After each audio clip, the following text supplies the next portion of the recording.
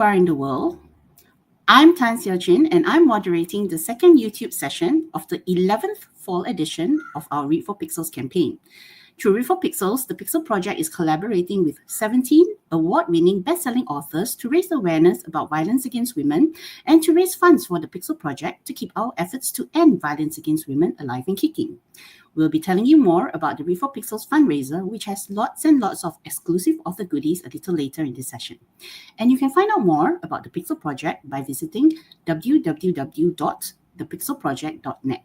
Now, we have a very special guest for today's live Read for Pixels discussion and Q&A session, the lovely speculative fiction author and large beetle, Premee Mohamed. Oops, let me fix our thing. All right. Sorry, welcome to Read for Pixels, Premee. Hello, thank you so much for inviting me. Our pleasure to have you. Now, a bit of an intro.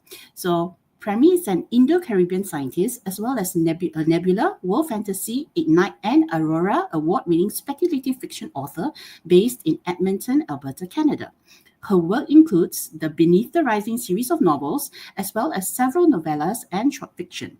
In 2024, Premee was the writer-in-residence at the Edmonton Public Library.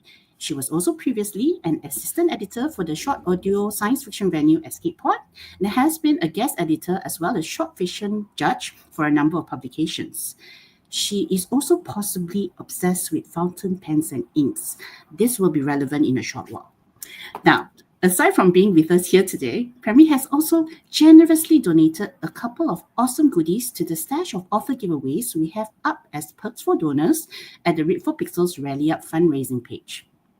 Goodie number 1, Premee Mohamed makes you a minor character in her next story. Now, she is offering an opportunity for 2 very generous Read for Pixels donors to appear in name and description as minor characters in one of her future short stories. And once the story is written, Premee will mail you a signed copy of the story for your enjoyment. There are just 2 of this rare treat, and they'll be available on a first-come, first-served basis. Goodie number 2, Premee Mohamed handwrites an excerpt or character speech for you. Premee is offering a unique gift for 2 very generous Read for Pixels donors. She will write out and sign an excerpt or character speech of the donor's choice from any of her novels, novellas, or short stories. And even better, she will do this on fancy stationery using sparkly fountain pen ink. Now, both of these rare and creative goodies are available to donors anywhere in the world. We have raised $1,150 towards our 5,000 goal so far, so please help us to keep the momentum going before the fundraiser ends next month in October. All funds go towards the Pixel Project's work to help end violence against women. If you're watching this session on YouTube right now, you will also be able to ask Premee questions live. Just make sure you're logged into your YouTube account so that you can type your questions into the chat box to the right of the YouTube screen. And Anusha, who is today's producer and chat box moderator, will relay them to me to read out to Premee to answer. And now, over to Premee. What will you be reading for us today? Hello. I will be reading from the beginning of We Speak Through the Mountain, which is the second book in the annual Migration of Clouds trilogy. And I will just start because we are at the start. And this is narrated by Reed Graham, a young woman who is traveling from her home to what may or may not be her university experience. All right, over to you. Thank you. We tell the kids, never travel alone. We tell them, go where you like, but don't go alone. We start teaching it in preschool before we expect them to learn anything else. This is the first thing we want them to take in. And now this. I am alone. More alone than I have ever been in my life, and simultaneously not alone. I travel with the adversary. I carry the infection like a weight and a conscience. How long have I been climbing tonight? 4 hours? 5? I wish for numbness. Instead, my entire body prickles with perception, as if I am one giant nerve ending, slithering up and up through the rocks. No snow falls, but the wind grates and burns. I had this idea. One of us had this idea. that ascending would bring me to safety, because it is hard to pursue someone who has the higher ground. I hope I'm right. I stopped shivering long ago, stopped feeling my bike chafe my shoulder long ago. In the darkness, I sense more than see a plateau screened by a thin copse of dead larch, and I crawl into the meager shelter, luxurious because it is out of the wind. Time to stop for the day. Tonight, I must risk a small fire. For days, my life has been this constant patter of mental calculation, this versus that, the dangers of doing and not doing, the virtually imperceptible increase in safety or not. All the same, every few hours, I think clearly, I am going to die out here. No, I won't. I can't. I refuse. I refuse. I'm going to die. I can't. I am a multitude. Firelight dances on the gray stone around me, on the corrugated bark of the trees. I drink in its warmth, sit as close as I can, hungry for heat. It's funny because I'm feverish, and yet I still want more heat. Yes, I know I am. Mom always said you can't feel a fever in yourself, but I know. I feel. I empty half of my canteen into my all-purpose metal mug so I can stew some dried pork and mushrooms. Usually my big meal is breakfast, fueling strength to climb. But I threw up my breakfast this morning, climbed anyway. I'm lucid enough to know that was bad. And enough to watch the fire. And to watch myself. Luckily. Since we reached the mountains, the adversary wouldn't let me climb down into the lakes and puddles to get water. Just would not. Sometimes it lets me refill my canteen from a waterfall or a stream, even though these were few and far between compared to those still waters. I began, rationally, trying to explain to it that those ponds and lakes were hardly algae scum death traps, and what if I ran out of water waiting for the next stream? Then I lost my temper. I screamed at it. I accused it of both homicide and suicide. When I left home, I thought we were coming to some kind of rapprochement. Now, I hate it more than I've ever hated anything in my life. Why? Says the dead boy across the fire. It didn't kill me. Nobody asked you, I tell him. He's been showing up more often at night, voice mushy through his crushed skull, scant bloodied blonde hair sticking up like porcupine quills. You hate what you want to hate, and I'll hate what I want to hate. It's okay. I know he's dead. I know he died in the boar hunt that I was in, my first hunt, the one I thought would let me leave home with a clear conscience. And I know the deaths and maimings weren't my fault, but you'd never know it from the way he talks. He comes and there he goes. Now it's just the flames again. I wait for bubbles to form in my mug perched on the embers. You have to make sure it's boiling for at least a couple of minutes to kill off whatever might be in there. That's the thing about being alone. That's why we tell the kids not to go anywhere alone. Because if something happens, no one can help you. And no one can go for help. And no one will know. What am I doing, for Christ's sake? Why am I here? What was I thinking? You wanted an adventure, my best friend says, just behind my left shoulder, as if the stone itself were speaking. I feel it thrum against my back. I don't turn. That wasn't it. Yes, it was. You never had one at home, and you thought, I want to be like the kids in the books. I want my own adventure. Shut up. How's it going anyway? Is it like the books? I'm watching my dinner. Tiny bits of foam are appearing on the flame side. I wrap my hand in the end of my scarf and rotate the mug so it heats evenly. Yesterday I saw, or maybe it was the day before, you weren't there. I was following my map, and I stopped to look down at how much distance I had covered at the highway down there. And just for a second, I was so proud of myself, because it was so far below me, because the view was so beautiful, and I saw people. 10 or 12 people. I was trying to think of what was odd about them, and then I saw it was all men, walking along quietly in a line. And in the middle of the line, there was a cart on two wheels, like one of our hand carts, but bigger, being pulled by two women, naked, bloody. And I stopped moving. I thought, What if I could become part of the rock? I thought if they saw me, you already know what was in the cart. You already know it was a cage. I don't need to tell you that. Henrik's voice says, maybe you didn't see it, Reed. Maybe. Because you're hallucinating a lot now, you know. I know. The men didn't see me. I waited for a full hour, sweating in motionless silence, feeling every particle of the stone under my fingertips where I flattened myself to the ground. I hoped I would hear them if they circled around to get me. No one came. I went on. I felt like something had broken irreparably inside my head, and I vowed not to think about it again.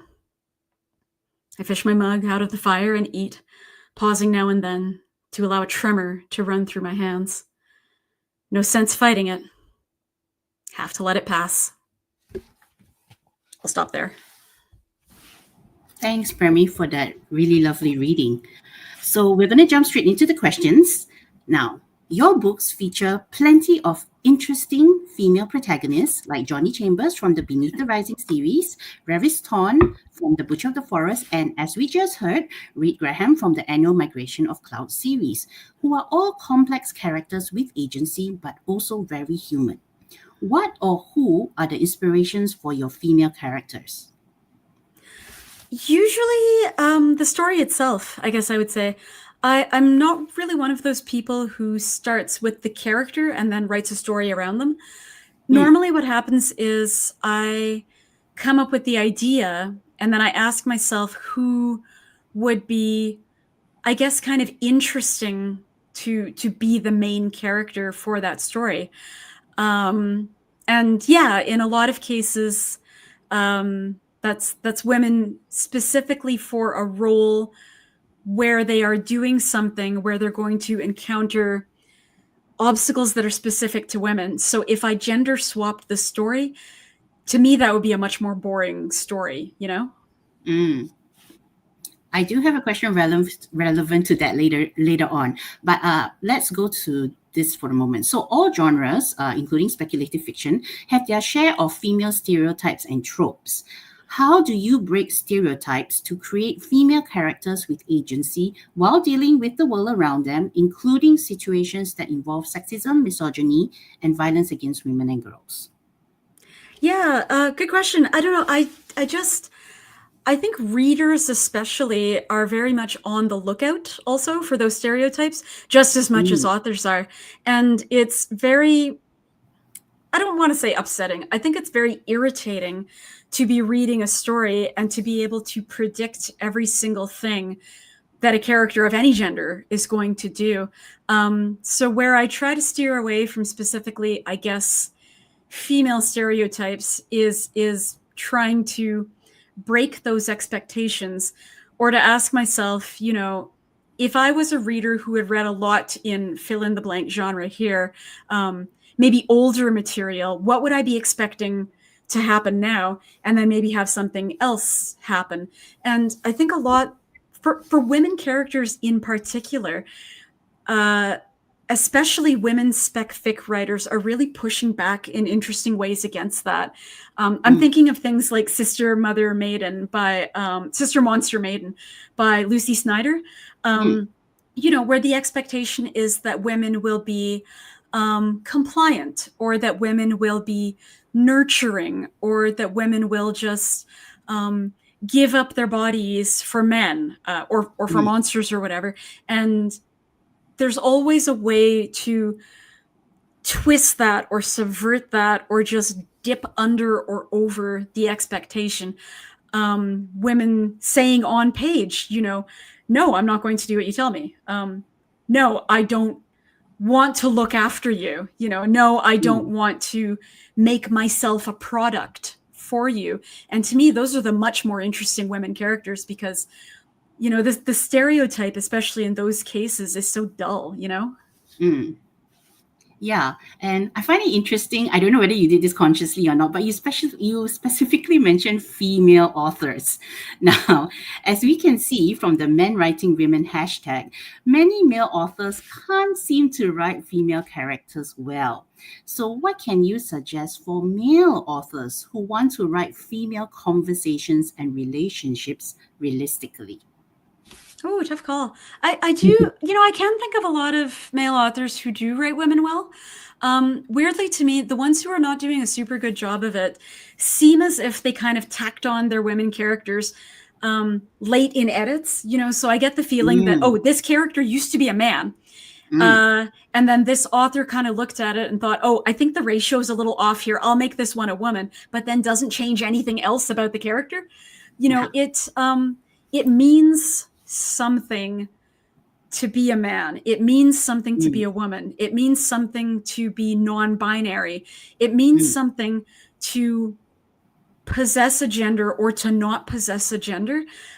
People think in stories they're kind of interchangeable. They're really not.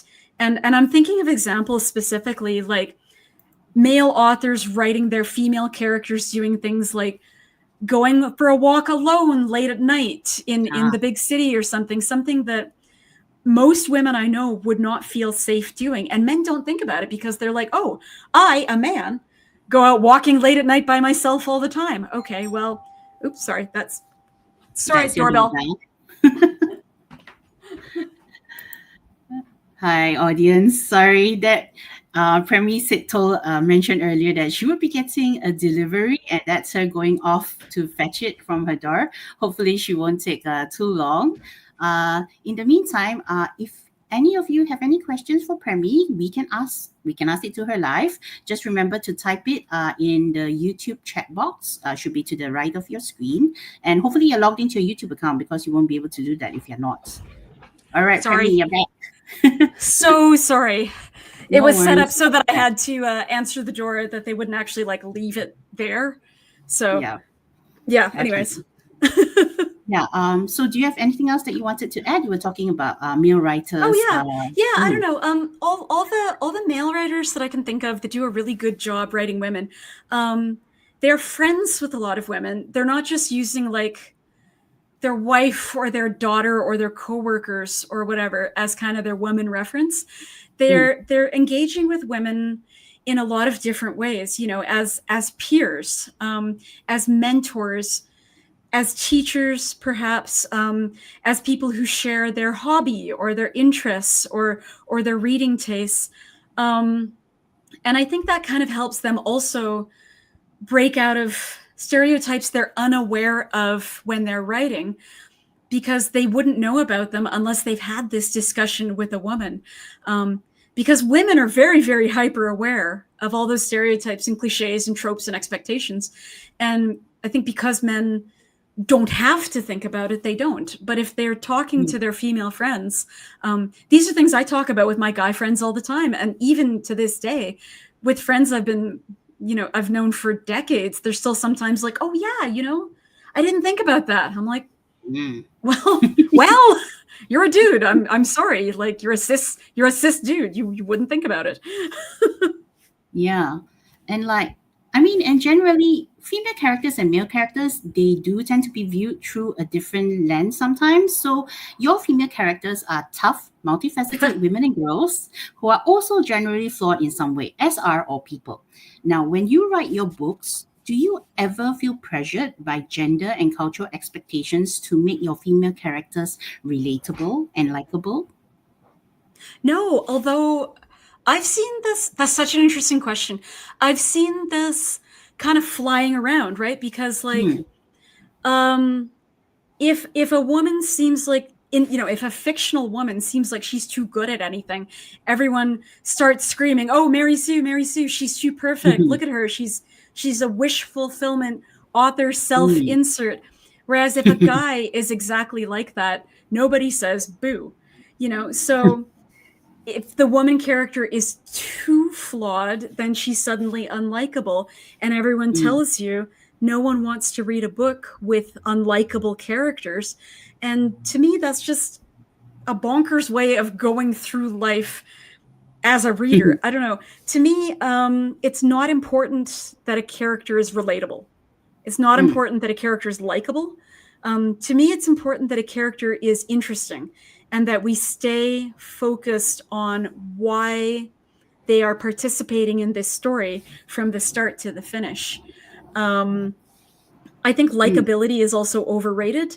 It's another way to kind of make women feel small, feel commodified, feel objectified. Everybody wants a product they like. And when you start thinking of women as products, that's exactly where misogyny comes from. And I hate seeing that in media. I hate seeing that in fiction.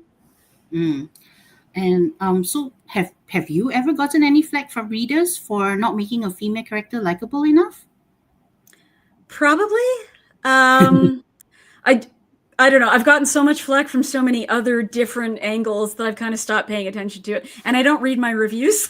So it's more just kind of the milieu of watching books that I, have read or have heard about with people ragging on the female characters and not the male characters, even though I always tend to find the male ones much more objectionable in whatever property they're talking about.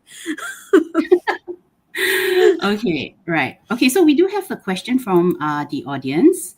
So Nick Valentine asks, says, you write a lot from the perspective of ghosts. Can you talk about where that comes from and how that point of view evolved? So, for example, from the Apple Tea Throne to migration even. What a good question. I really have no idea. Growing up, like my parents aren't really religious, so my mom is the kind of Hindu that won't eat beef or pork.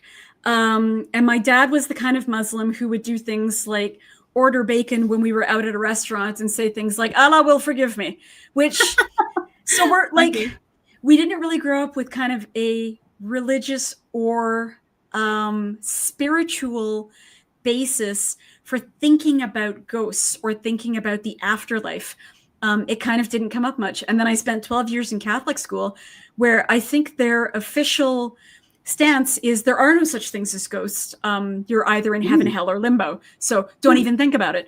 I guess from the literature, though, that you start reading as a very young kid, or even media properties, think of things like Casper the Friendly Ghost or things like that. You start to think, well, if something of us does survive after death, why?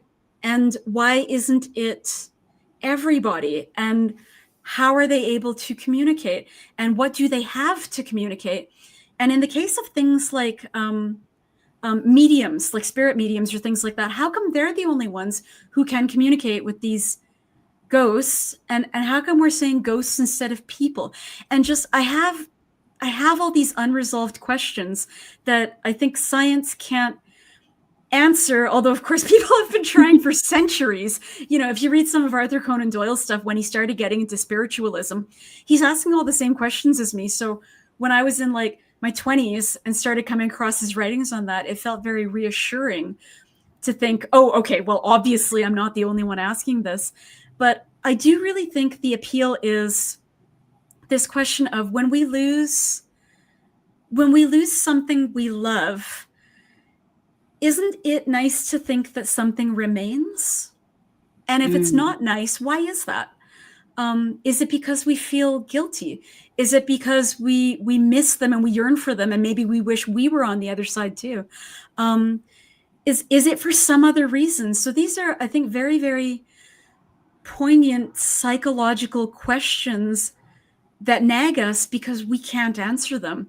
And so the temptation in fiction, I think, is to say, well, let's give something that would normally not have a voice. Let's let it speak. Let's give it a voice. And I, unfortunately, am very bad at resisting temptation. So that's why they keep showing up in my stories. I feel like there's a lot of Catholic influence there somehow. There kind of is. Okay, now, so from ghosts, let's hop on to talking about the male characters in your books. Now, there's a wide range of male characters from some who are sexist and misogynistic to those who are jerks, but not sexist jerks. and to those who treat women as their equals. And indeed, Nick from the Beneath the Rising series is actually put in the kind of more subjugated position that is stereotypically associated with female supporting characters, in my view. But he manages to grab back some agency without falling into any sexist or misogynistic traps.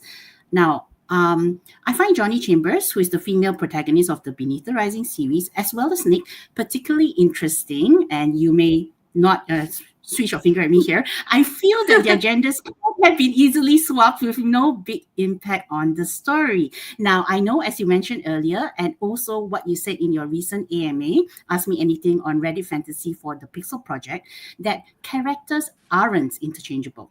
So please, could you share, were Johnny and Nick's genders significant to the story, and how? Yeah, to me they always were, and particularly because I started writing that story when I was in undergrad. So, I was like 16 or 17 or whatever when I started writing it, and that Johnny herself was born kind of out of not just seeing how undergrads were treated by grad students, by professors, by other scientists, but also how the girls were treated compared to the boys.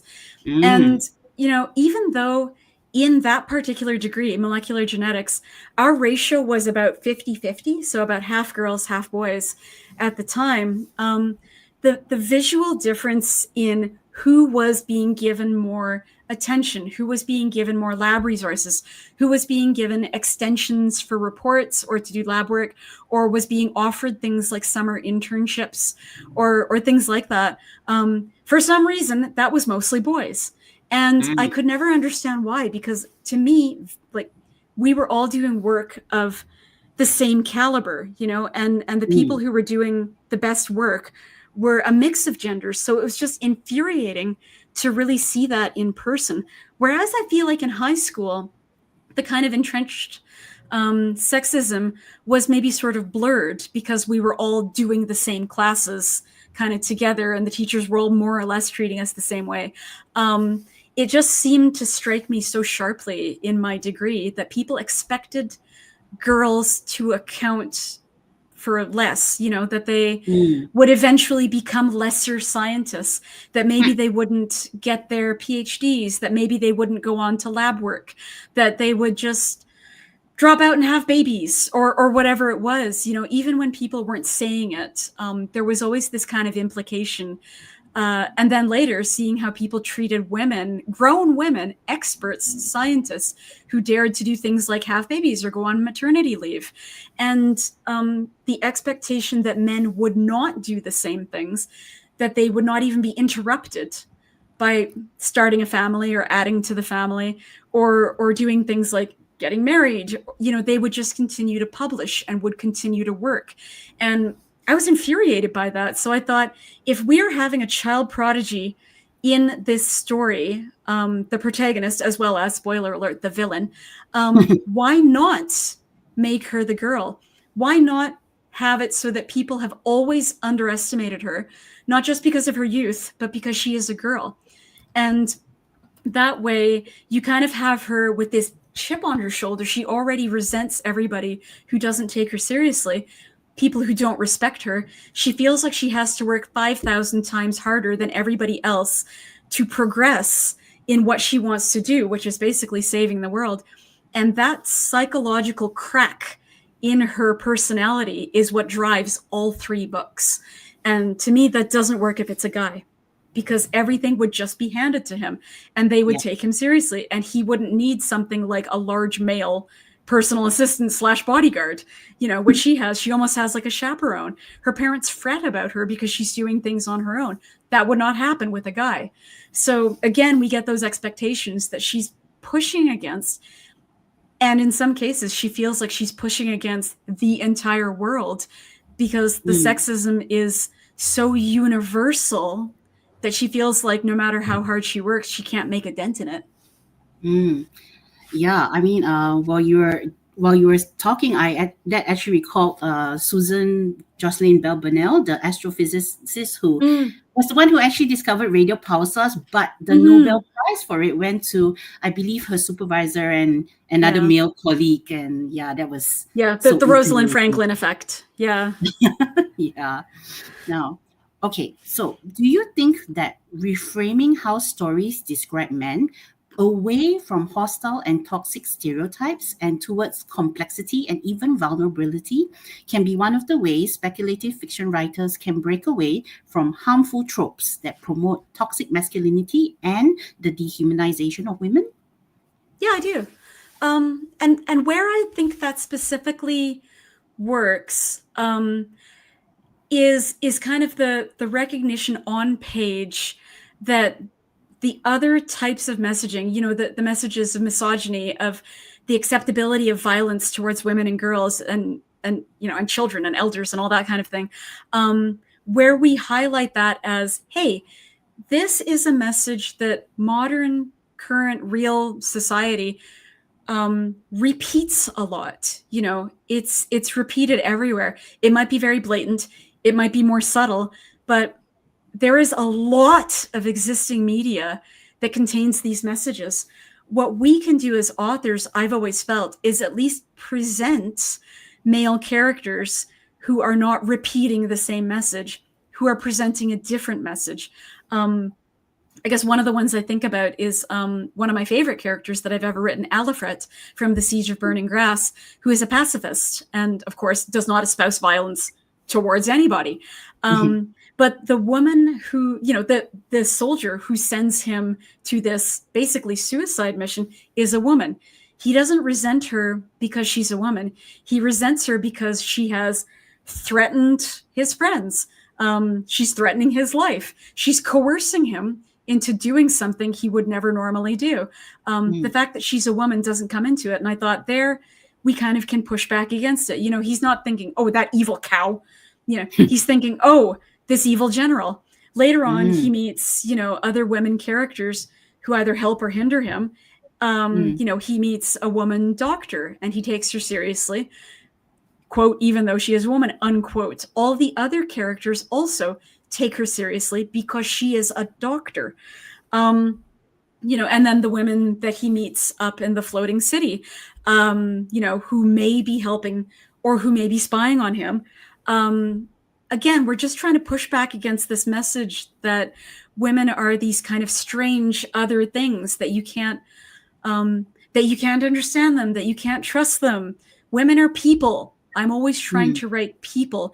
And I try to write men in my stories who understand that women are people. And if they don't, then I am clearly writing them as the bad guy, and we hope they die. Okay, I believe we just saw Fiasco, your cat, meander off Yeah. behind you. He exited. He jumped past the ottoman that I put there to make like a little step for him because he has a hurt paw. He's limping. So I'm like, oh, let me make him a little step. But he keeps jumping straight from the desk onto the floor. Typical man, doesn't listen. Haha. Sorry. Indeed. Yes, thanks for that example, Fiasco. Okay, now stories, as I'm sure you agree, are one of the most powerful ways of bringing about social change. Now, the line between consent and coercion isn't always very clear in speculative fiction books. In the grim, dark, epic fantasy subgenre, for example, violence against women is still often used as a catalyst for a male character's development or as a shorthand for showing how brutal the world is. Now, do you think that this is an issue that writers in the genre have started tackling successfully in recent years? Good question. I don't read a lot of grimdark, and part of it really is that it's not something I want to consume. And when I'm reading, I do want to be enjoying myself. And if there's threats against women or loss of reproductive rights or reproductive coercion or sexual assault or threatened sexual assault constantly, I'm not having a good time. The characters aren't having a good time. I understand why authors still do it. And I think in a lot of cases, I think in a lot of cases, what they believe they are representing is basically reality.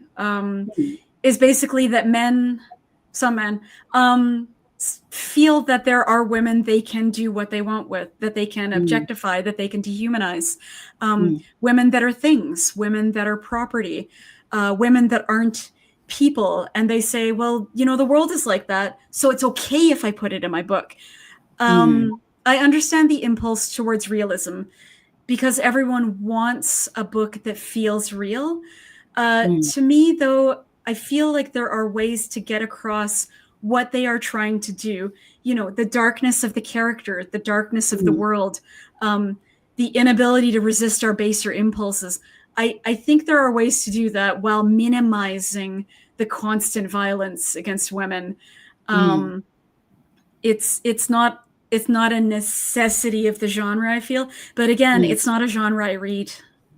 No, I mean I was talking about speculative fiction in general. The Grim Dark was just an example. Yeah. Okay. Could you perhaps offer a more concrete example for speculative fiction authors who wish to include violence against women in their books, but perhaps in a more palatable way? Well, I don't think violence against women is really palatable, but I can tell you one thing. Matt Wallace, who, full disclosure, is a friend of mine, has written an epic fantasy trilogy that I think breaks a lot of those kind of epic fantasy rules. So the main character is a woman and also is in a relationship with a woman, but also her bodyguard is a non-binary person. And let's just say, there is a humongous amount of violence. Because it is epic fantasy, but the violence isn't gendered, and it's not men attacking women because they are women. It's not men trying to sexually assault women. It's men and women on both sides fighting each other.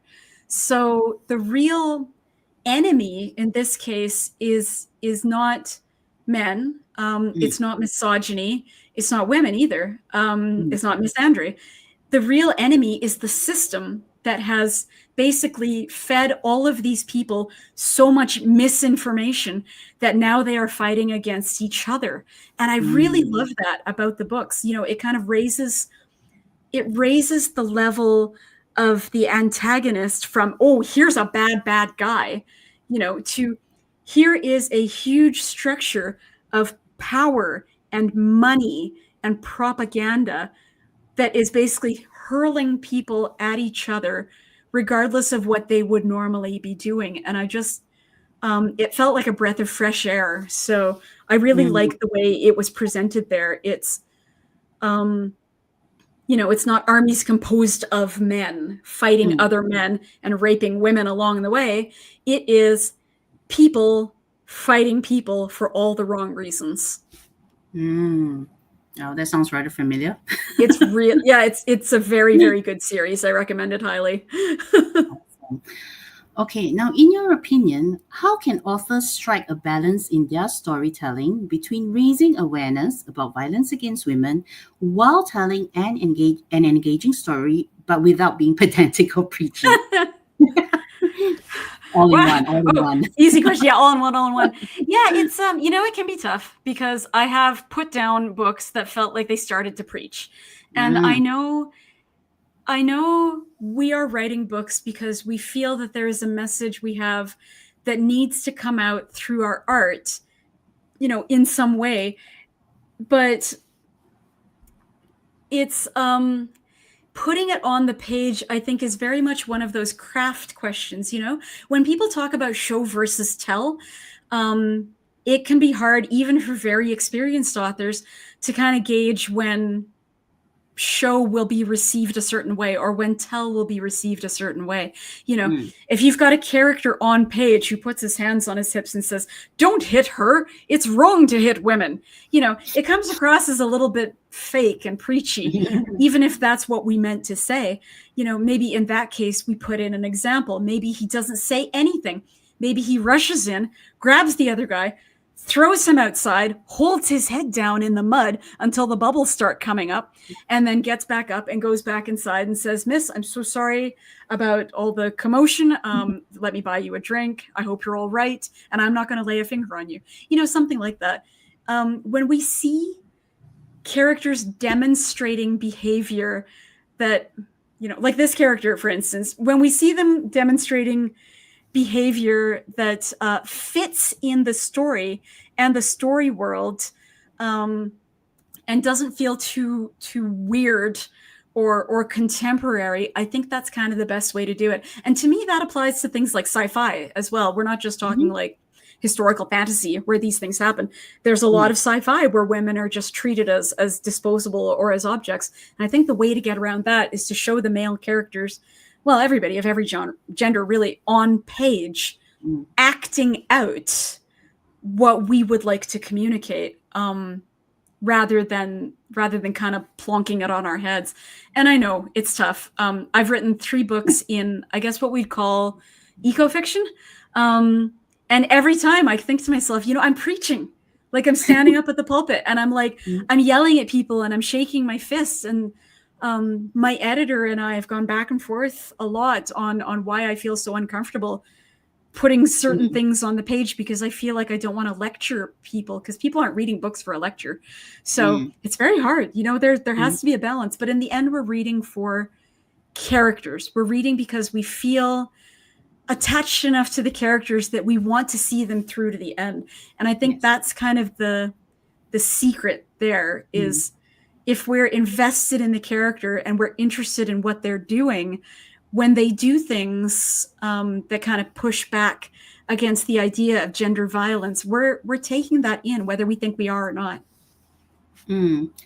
Okay, let's go to a question from the audience. I think this is a good time for this one. So Q asks, "Who is your favorite character and why is it Johnny?" And Johnny is and a she continues, goblin. "Okay, Johnny's mine. I love her. I mean." No, this is legit. I have a soft spot for Johnny because she is a horrible gremlin, but also because, you know, you get attached to the people in your debut novel because that was the novel that you wrote thinking no one would read it, right? So it's not really till you've done the trilogy that you're like, man, that kid is a gremlin. Like, she's an unrepentant, horrible gremlin, and nothing that happens to her is really kind of bad enough. I don't know that I have a favorite, although again, I keep coming back to Alifret from The Siege of Burning Grass because, like I said, I usually start with the idea and then I put a character into the idea and I say, you know, what's the worst possible time that this person could have? So he's not just disabled, he's also a pacifist. And on top of that, he's in jail. And on top of that, he's been jailed by his own side. And on top of that, they've arrested all of his friends and everyone he's ever cared about. And on top of that, you know, things just keep piling up. And yet... Why are you so mean, Premee? I know, I'm so mean, I'm so cruel. It's like, but I think that's, for me, that was kind of the point of writing the book is it's almost like Job in the Bible. How much can you throw at someone before they lose their faith? How much can you have happen to someone before they become numb or before they become an animal, before they lose their humanity, before they lose their rationality? And I feel like Alifret, you know, he's not a hero. He doesn't consider himself a hero, but he is strong in a way that I don't think I've ever written a strong character. There is a foundation of iron within him. And he takes hit after hit after hit, and he fundamentally stays who he intends to be, even though it's difficult. And that's why I love him. Cool. And okay, I think we'll take this next question because it sounds like it's related. So Nick's Valentine asks us a second question. You also write a lot about aliens, alienation. Can you talk about the inspiration or drive for that? Yeah, so I've asked some good questions. The driver really, I think, was kind of my own growing up as a visibly racialized person in a very, very white community. My parents emigrated from South America to Toronto in like the late 70s. And there's quite a big Caribbean community out there. They were surrounded by their people, by their culture, by their slang, by their Creole, by their foods, the music, the fashion, the traditions, everything really. And then they moved out here, out west, and they were completely alone. So my brother and I were born out here, and we were just like, I always felt like a stain on a tablecloth, because no matter how much my parents told us to assimilate, be as white as possible. You'll get better opportunities. You'll get better jobs. People will trust you and they'll take you more seriously and they will bring you into their communities. No matter how much they told us to do that, it doesn't change the fact that we are not white. Anyone can just look at us and see. Anyone can look at our names and see.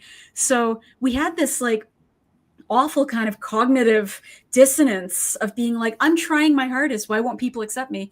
And knowing that the reason they won't accept me is something that I can't change and that I can't work hard enough to change.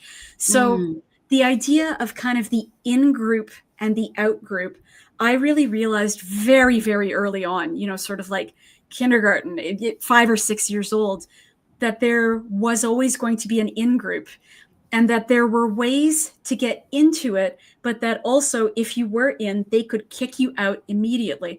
And also that the in-group could just change their standards such that suddenly a whole group of people was out. And this is very much kind of also, this is like the world today now, right? As people kind of lose acceptability depending on their beliefs. But this is very much extremist thinking, because the belief of the extremist group, the in-group, is that the out-group is out to get them, that they threaten the existence of the in-group, and therefore any action is kind of justified to defend your own existence, because the mere existence of the out-group is the threat. They want you to not exist. And these are very, very firmly held beliefs on every side of the political spectrum, regardless of whether there's evidence or not. Because for people who've kind of tilted over that ideological precipice, evidence doesn't matter anymore. It's just emotions. And so when I studied that in my stories, what I'm really trying to look at are those moving boundaries about how you can be acceptable one day, and then the next day, not because you have changed, but because the rules have changed, you have become unacceptable. You're suddenly outside now, and now you can be persecuted without any consequences whatsoever. Now you can be hunted. Now you can be killed. Now you can be ostracized. You can be cut off from things like your children or your opportunities to work or move around. These are things that scare me. They keep me up at night. So I think aliens and alienation show up a lot, especially in my horror. That actually ties in quite perfectly with my next question. But just before we go to that, Q says, oh, this is a good answer. Thanks, buddy. Thanks, buddy. Okay, so my next question is actually about geek culture.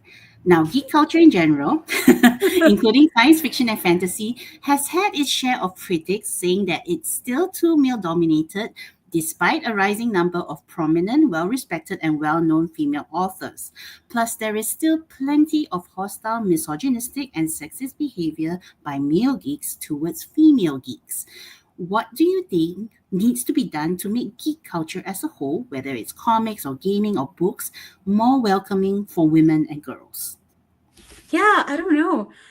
It's weird because, this is something that has been happening for decades, the women joining or beginning to create art or books or comics or film or whatever that has traditionally been male dominated. So we are watching the rise sort of numerically, but we're not really seeing a change in the attitudes. And I wish I knew what was causing that, except for, again, kind of what we were talking about, people who feel that they are already the in-group feel threatened by people wanting to come into the in-group because they believe that what they have will be taken away. And where you see that a lot, I saw this at the library last year. I would see people coming in to be like, well, I heard white men can't get book deals anymore because like brown people and black people and like women are taking those away. So there's this scarcity mindset that if you really love something and, people who quote aren't as serious as you or who don't love it as much come in, they'll kind of take that from you, that it'll change or it'll break. And I don't know how really to talk people out of that because all the evidence is that a more diverse group of creators of every type of media only produces better media. I did see something really horrifying earlier today on social media, and somebody was saying, the number of solo women created, I think it was a particular type of game, maybe storytelling games or something like that, has gone up, by 5 times in the last 10 years. Yeah, it went from 1 woman who was making a solo woman game to 5 women. And the other, so there were hundreds and hundreds and hundreds of men. And, I don't know how we would go about making the entire cultural milieu more welcoming to women creators unless we can convince men that they benefit from having women on the team, that they benefit from the media created by women, conceived of by women, ideated by women. In a lot of cases, though, what I'm seeing online is that it just doesn't seem to be budging. And I don't know where this perceived threat is coming from, when to me it seems like the real threat is endless abundance of more and better geek stuff. So I don't know, maybe just a lot of men need therapy. Yeah, it's like it's an infinite space. Fill it up. It will never end. It will never end. There's always room. There's no scarcity. There's just the more you create, the more you make space for people to create. So no one's going to take these things from you if you're any good. I don't know. Okay. Oh, so just to pop this up, next Valentine says, "Oh, the terrible horror of being known. Thank you for both great answers." The horrible terror. No, I know. Okay, so we've actually come to the final two-parter question. It may seem a bit obvious, but we asked this of all our authors. So you have been so incredibly supportive of our Read for Pixels campaign and our anti-violence against women work as a whole. So the first part is, why do you support the cause to end violence against women? And the second part is, what do you think authors can do to help with the cultural change needed to eradicate violence against women and girls? Yeah, and we were talking about this kind of before we started, and it's like, the first question is so obvious, I feel like we don't even have to answer it. I mean, violence is a terrible answer for practically everything. Surely we've evolved past this by now. But I think the real reason is violence against women and girls is like taking away all the potential and the opportunities for almost half the population. There is so much that so many women and girls could be doing with their lives, so much they could be contributing, so much they could be studying, without this constant, not only threat, but also practice against women and girls. Even when you think of things like sending young girls to school in certain countries, there are parents who won't do that because they're afraid of the violence that may be enacted against them on the way to and from school or like at school. It's just the closing of so many doors to women's full real lives that are being denied in favor of men because we are not really seen as women. And I think to end that and to end the threat and to end the fear would literally change the world.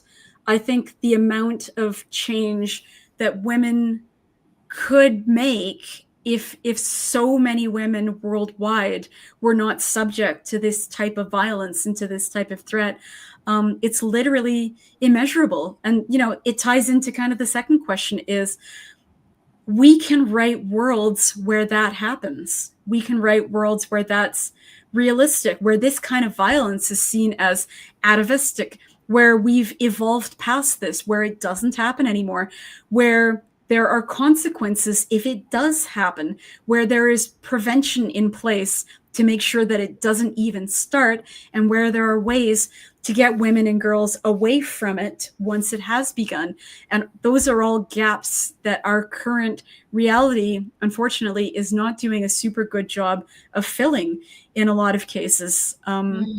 But we can write these worlds and imagine better worlds and start breaking through some of that repetitive messaging with repetitive messaging of our own, which is that shockingly, horribly, shockingly, women are people and we deserve to be treated as people. Amen. All right. Thank you so much, Premee, for that excellent session. And thank you, everyone, for tuning in.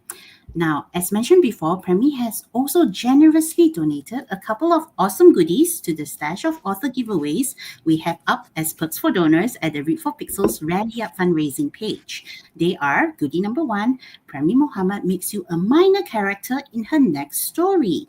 Now, Premee is offering an opportunity for 2 very generous Read for Pixels donors to appear in name and description as minor characters in one of her future short stories.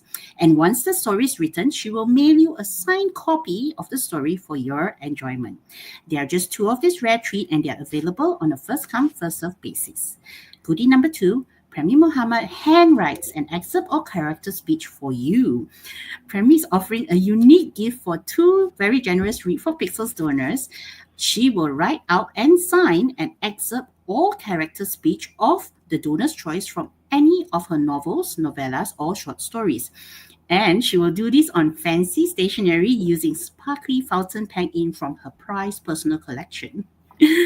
Anyone, anywhere around the world can donate to get these rare and creative goodies.